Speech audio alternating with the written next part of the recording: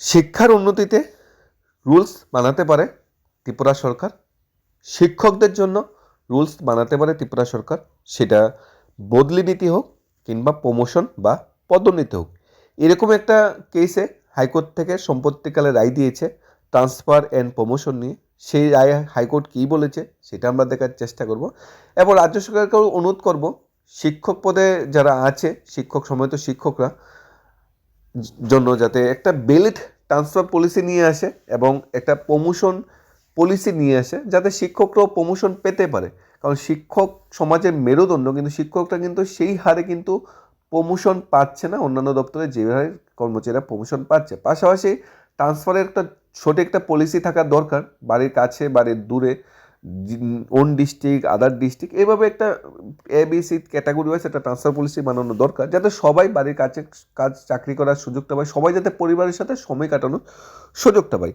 High court থেকে কী রায় দিয়েছে সেটা আমরা দেখিনি। একটা কেস হয়েছে হাইকোর্টে, যার থেকে একটা রায় বেরিয়েছে হাইকোর্টে। শিক্ষার উন্নতিতে রুলস বানাতে পারে সরকার, শিক্ষকদের বদলি পদোন্নতি মামলায় রায় দিয়েছে উচ্চ আদালত। এখানে কেসটা কী হয়েছিল সেটা আমরা দেখি। এখানে সরকার অধিকৃত স্কুলে, সরকারি স্কুলে সরকারি শিক্ষকই বেতন সরকার থেকেই দেওয়া হয়।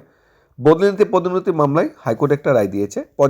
প্রধান বিচারপতি MS রামাচন্দ্র রাও এবং বিচারপতি বিশ্বজিৎ পালিতের ডিভিশন বেঞ্চ এই রায় দিয়েছে। একই সঙ্গে অসুস্থতার কারণ দেখে শিক্ষকদের বদলি স্থগিত করা হয়েছিল, হাইকোর্ট তাকে বাতিল করে দিয়েছে।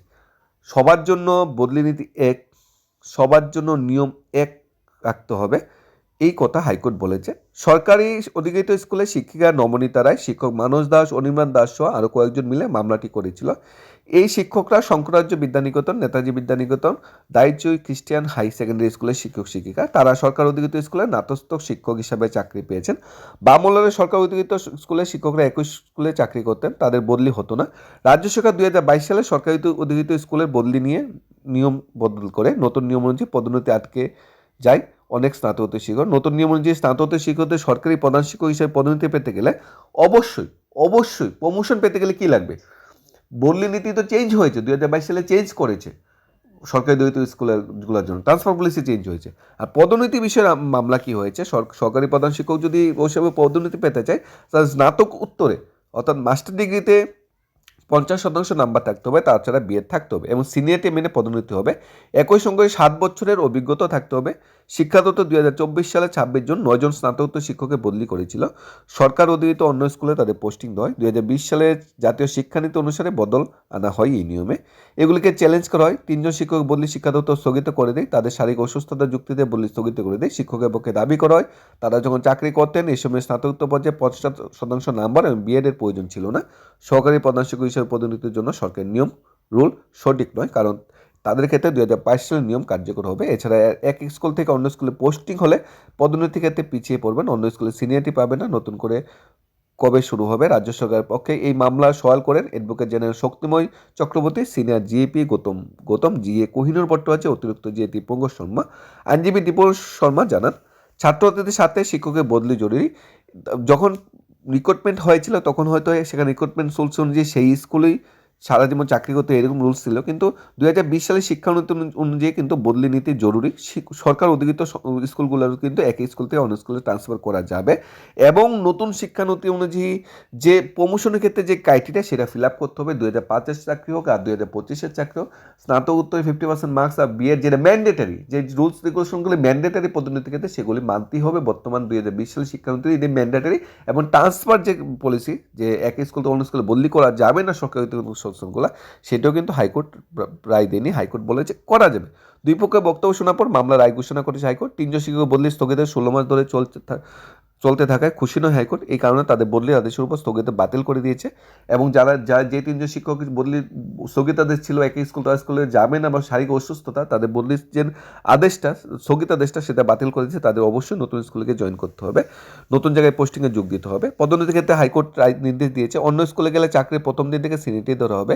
এক্ষেত্রে অন্য স্কুলে গেলে জুনিয়র হবে না কোনো শিক্ষক, এবং অন্য স্কুলে গেলে যখন চাকরির প্রথম দিন থেকেই যখন চাকরিতে জয়েন করেছে সেদিন থেকেই পদোন্নতি ধরা হবে এবং পদোন্নতির ক্ষেত্রে স্নাতকতে 50% নাম্বার এবং বিএড যেটা আবশ্যক এটাকে স্বীকৃতি দিয়েছে প্রধান বিচারপতি হাইকোর্ট। আমরা যখন চাকরি পেয়েছি তখন হয়তো আমার স্নাতকতে 50% নাম্বার ছিল না বা বিএড ছিল না, কিন্তু প্রমোশন যদি আমার পেতে হয় তাহলে কিন্তু এই দুইটা ক্রাইটেরিয়া ফিল আপ করতেই হবে, সেটাও কিন্তু হাইকোর্ট থেকে রায় দিয়েছে। অর্থাৎ পদোন্নতির ক্ষেত্রে নাম্বার লাগবে, বিএড লাগবে, তাহলে পদোন্নতি হওয়া যাবে। যদি নাম্বার বিএড না থাকে তাহলে আমার নিচে বা নিচের স্তরের যে শিক্ষকরা আছে তারা পদোন্নতি পেয়েছে, আমি কিন্তু পদোন্নতি পাবো না।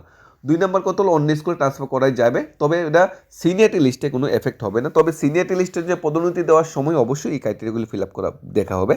সব সময় একই রুলস চলবে না, রুলস চেঞ্জ হবে, শিক্ষার সাথে সরকার রুল পাল্টাতে পারে, সেটা হাইকোর্ট দিয়েছে। সরকার চাইলে ট্রান্সফার পলিসি আনতে পারে, সরকার চাইলে পদোন্নতির নিয়ম চেঞ্জ করতে পারে, সরকার চাইলে যাই কিছু করতে পারে, যদি সেটা আইনত ভ্যালিড হয় এবং যেটা স্বচ্ছতা মেনটেন করা হয়, সেটাই হাইকোর্টে রায় দিয়েছে। তোমরা একই স্কুলে চাকরি করেছো, সারা জীবনে একই স্কুলে চাকরি করতে হবে সেরকম কোনো নিয়ম কিন্তু বর্তমানে প্রযোজ্য নয়। সরকার চাইলে নিয়ম চেঞ্জ করতে পারে এবং সরকার হাইকোর্ট সেটাকে অ্যাকসেপ্ট করেছে সেই নিয়মটাকে। অর্থাৎ এখন সরকারি অধীনিত স্কুলের শিক্ষকরাও এক স্কুল থেকে আর স্কুলে ট্রান্সফার করা যাবে, এবং যখন পদোন্নতির বিষয় আসবে, যখন প্রমোশনের বিষয় আসবে, তখন স্নাতকোত্তর নাম্বার আছে কিনা বা বিএড আছে কিনা সেটা দেখা হবে। যদি না থাকে, নিচে যারা আমাদের পরে যারা জয়েন করেছে সিনিয়রিটি লিস্ট অনুযায়ী, তারা কিন্তু প্রমোশন আমরা আগে পেয়ে যাবে এবং কিন্তু সেই পোস্টেই থাকতে হবে, এবং এক স্কুল থেকে আর স্কুল গেলে নিজের যে সিনিয়রিটি বা মেধা লিস্টে চেঞ্জ হবে না, সেটা কিন্তু চাকরির প্রথম দিন থেকেই সিনিয়রিটি লিস্ট ধরা হবে। এটাই কিন্তু হাইকোর্টের রায় দিয়েছে। হাইকোর্টের রায়ে একটা পজিটিভ বার্তা কি ছড়ায়, যে বদলি নীতি একটা থাকা দরকার, ট্রান্সফার পলিসি একটা থাকা দরকার, এবং পদোন্নতির ক্ষেত্রে নিয়ম একটা থাকা দরকার। সিনিয়রিটি ওয়াইজ পদোন্নতি হবে এটাও ঠিক নয়। যদি যার যোগ্যতা থাকে, তার কোয়ালিটি থাকে, সিনিয়রিটি না লিস্টে আগে নাও থাকতে পারে, কিন্তু আমার স্নাতকোত্তর মার্কস আছে, বিএড আছে, আমাকে আগে পদোন্নতি দেওয়া হোক, এটাও কিন্তু একটা নিয়ম যেটা রাজ্য সরকারের কিন্তু চালু করতে হবে।